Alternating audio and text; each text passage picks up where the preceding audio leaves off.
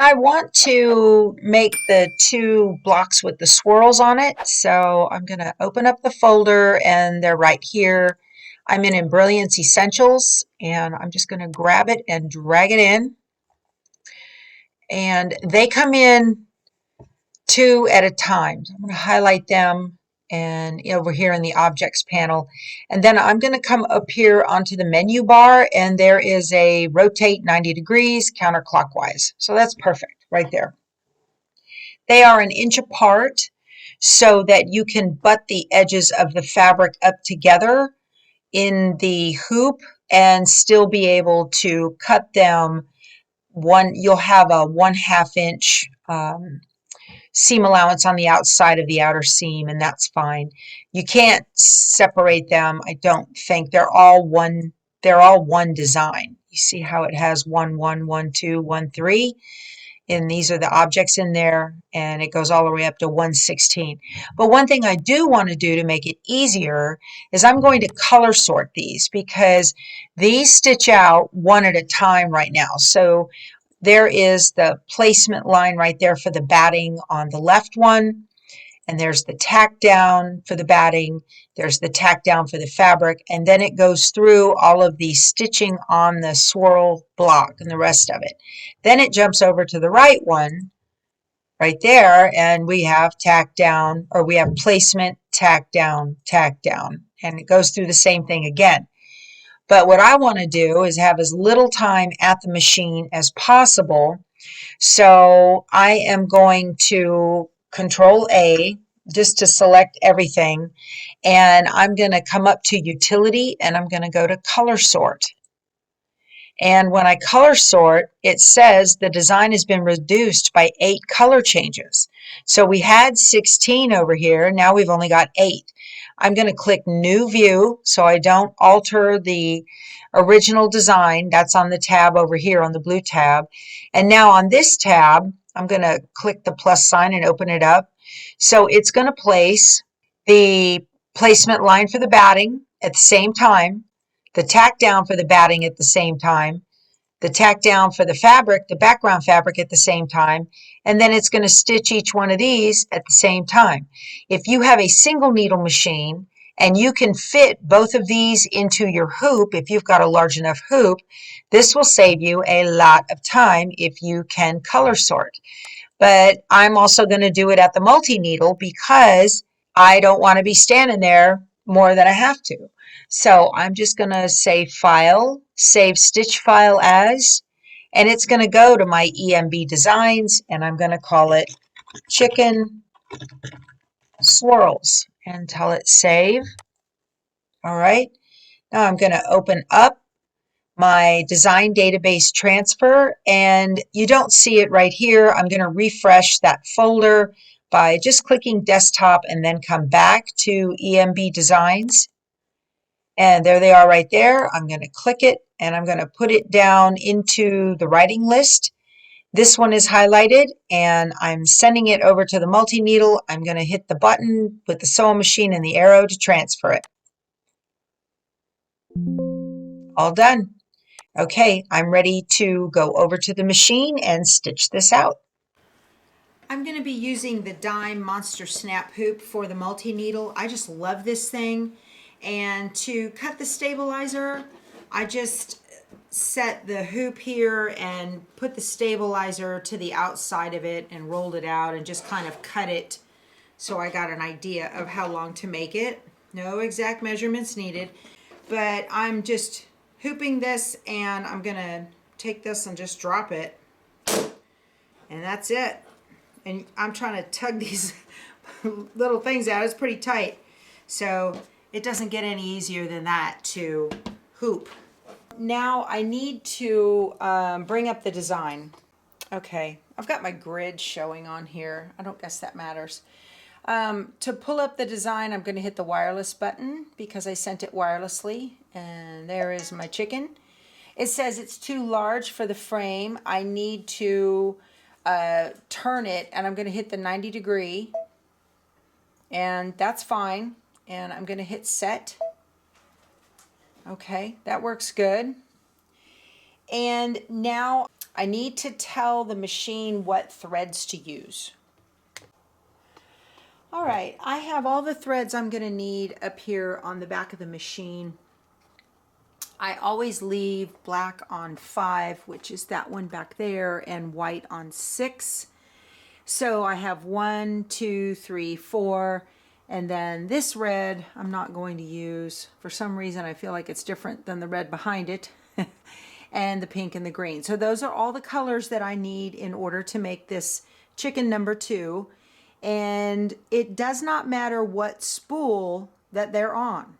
And I'll get to the why of that in a minute. So the first thing I need to do is to change out my threads because I still have the old thread color threaded through the machine. I need to pull the new threads through. So on the screen, I'm going to, on the bottom menu, there's a black strip right here, and this third from my right is the, it moves the hoop so you can change the needle colors.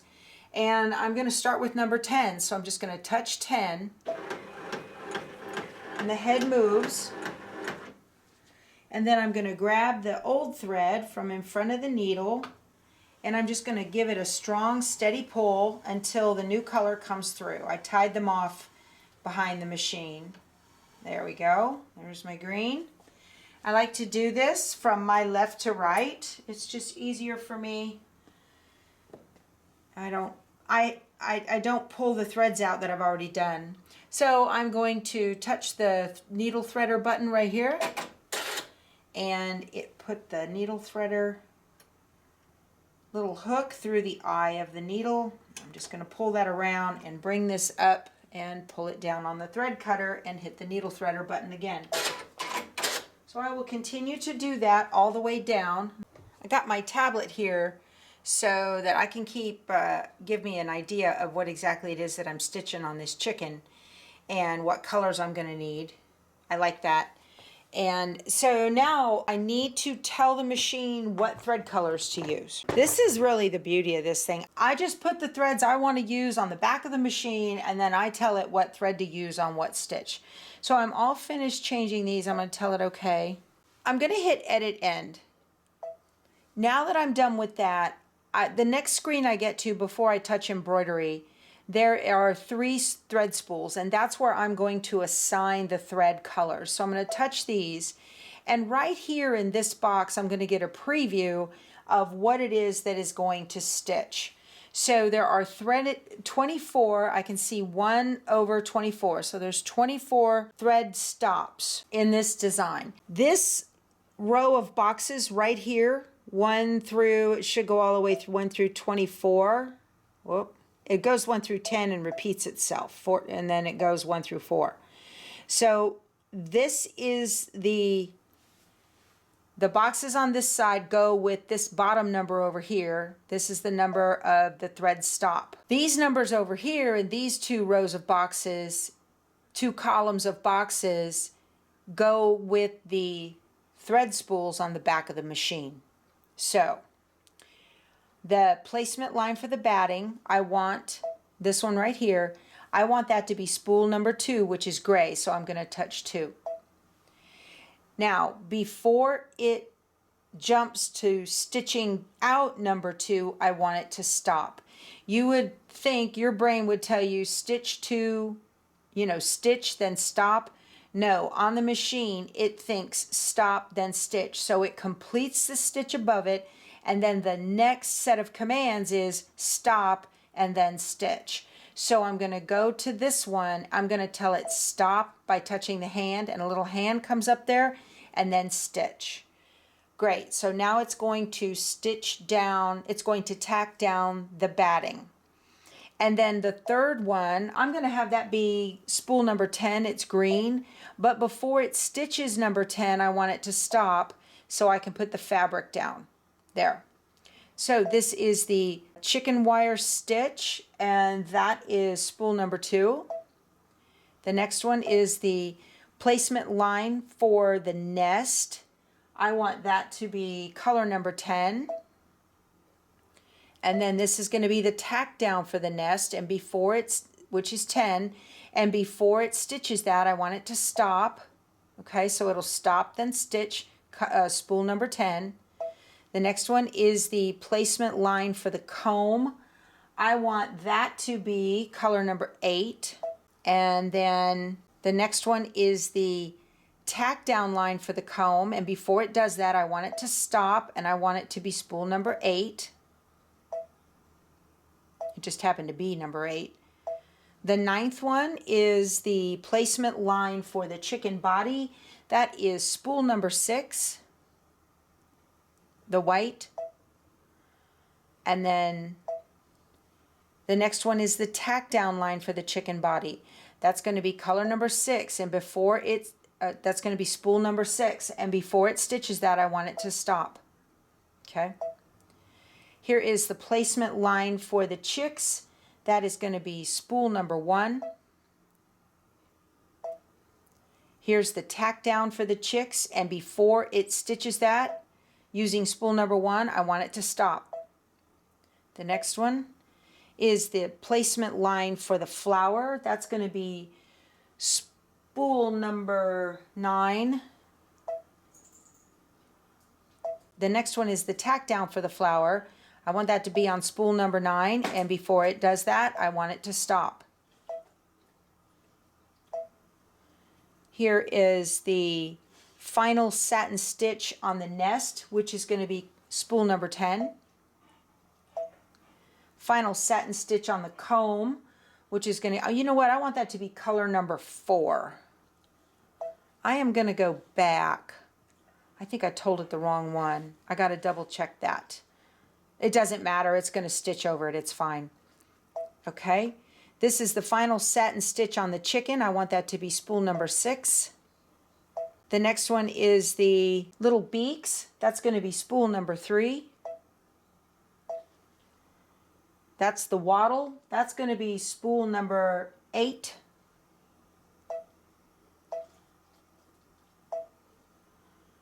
That's the outline of the chicks. That will be spool number 1. That is the eyes on everybody. So that's spool number 5, black. Those are the leaves. That's going to be, I want a different color on the leaves. I'm going to have to change that. I'm going to make that spool number 7. Okay. The satin stitch on the flower is going to be spool number 9. And the inside of the flower, we're going to make black. I'll make that number 5. And that's it. So I am going to switch out spool number 7 with a different green for my leaves. The threads I'm using are a combo, a mix of Isacord and Dime's Exquisite thread. I'm not a thread snob. I just want it to work beautifully, and both of them do. So I just use the thread that I have got that's closest in color to what I need. Okay, I'm going to go back here to the threading, and I want to go to spool number 7. And I'm going to pull this down. Harley, you're awful close. You're going to get run over by the tripod.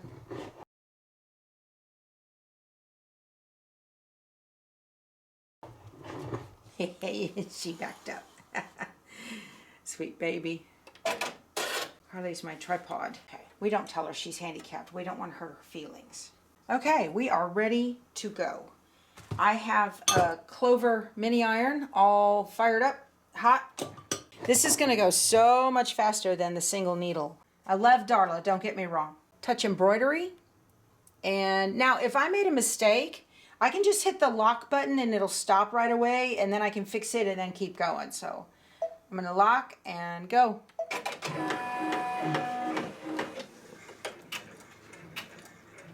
This is the placement line for the batting.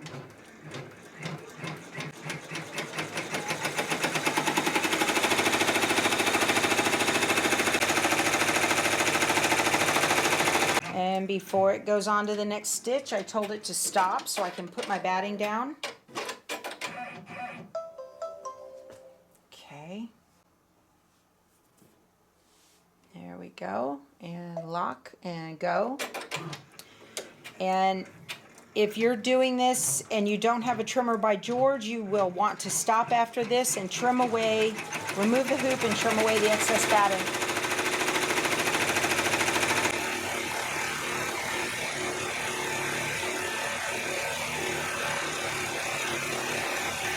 If you don't have a trimmer by George, you're going to want to remove the hoop now and trim away the outside of the batting. I'm going to place my fabric on it. Uh-oh.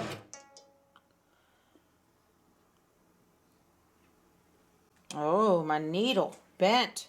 Look at that. Oh, man, that's a bad one. Let me show you. I do not know how that happened. Okay, so I'm going to tell it okay, so it quits flashing at me. Inappropriate needle stop position. I'm going to tell it okay. And it pulled it up. I'm going to change the needle. We have a problem. The machine came with a screwdriver that's got a little hex wrench on it, and that is to change needles. So I'm just going to turn this and get it loose. I wonder why that happened. That's strange. It's never done that before. It embedded itself on the foot, on the hopper foot. Wow. Oh, there we go. Okay.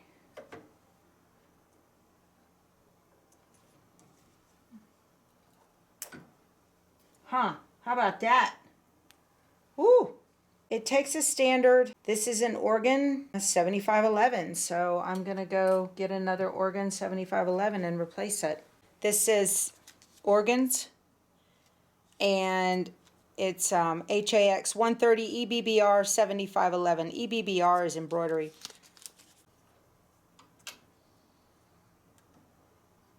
I think that's right.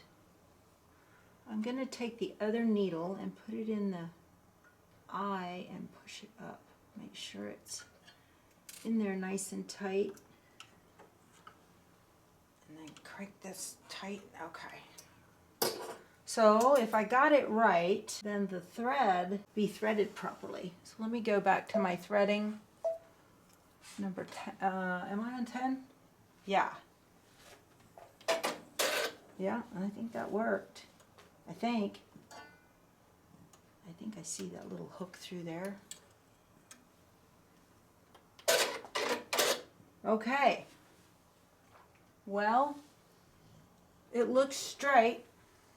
Let's give it a go and see. That was crazy. Tell it okay. It started, it broke right when it started, so I think we're okay to go. I'm just going to hit lock. Let's give it a shot. Okay, there we go. Brand new needle. Happy spanky.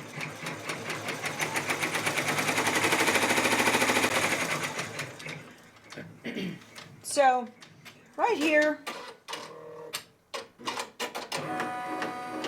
when it gets done moving, it's doing a placement line. I'm going to take a Crayola marker and I'm going to put front, because when I have to take this thing out of the machine, I don't want to put it in backwards. All right, it should stop, and it did. This is the nesting fabric, the nest fabric. I'm going to take the hoop out. I'm going to iron it on and then put the hoop back in.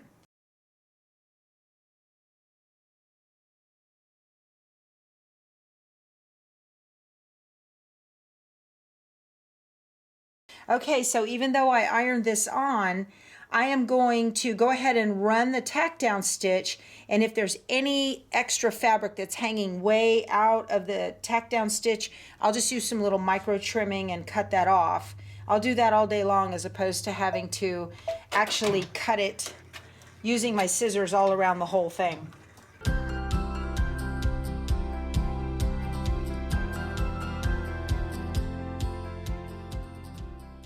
So there's a little bit extra fabric right out here on the outside of this one, but that's really the only one that I think needs to be trimmed as far as I can tell. Everything else should be covered by the final satin stitch. If you don't have heat and bond to put on the back, you can use a glue stick for this, or if you've got some Sulky KK2000. You can always give the back of the piece a little shot of that. That is this stuff right here. It is designed specifically for embroidery by the Sulky company, and it works great. It doesn't have any fumes, and it's wonderful. It's temporary. You can replace and re-stick. And again, I'm going to put this so the front's out. Should do the tack down line, and then it will do the next placement line.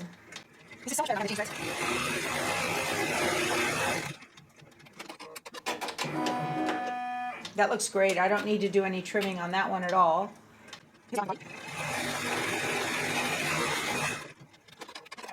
Okay, and just like I had just mentioned about KK2000, so the fabric had the heat and bond on the back of it, and I have adhered it to a piece of cutaway stabilizer so it's more opaque and you can't see through it. And I'm going to use my KK2000 to just give this a quick shot here. Make sure I'm doing the right. The overspray is not bad with this. It's not bad at all, you guys. It'll work just fine. I need to pull this out so I can see what I'm doing. There we go. So I put that on there with KK2000.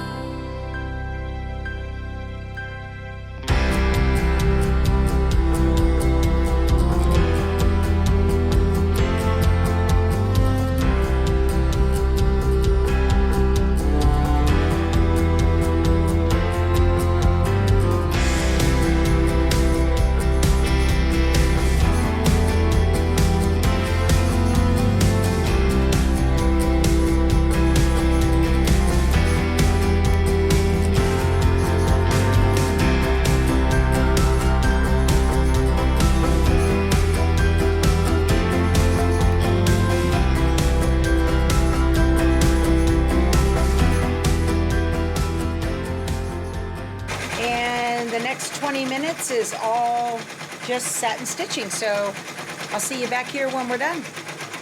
All right, it just finished. Oh, it turned out so cute. Look at this. That is just adorable. Okay, I am going to trim this up using my trimmer by George, just like I did on the first chicken. I'm going to do the second chicken and all of the other pieces that go in the placemat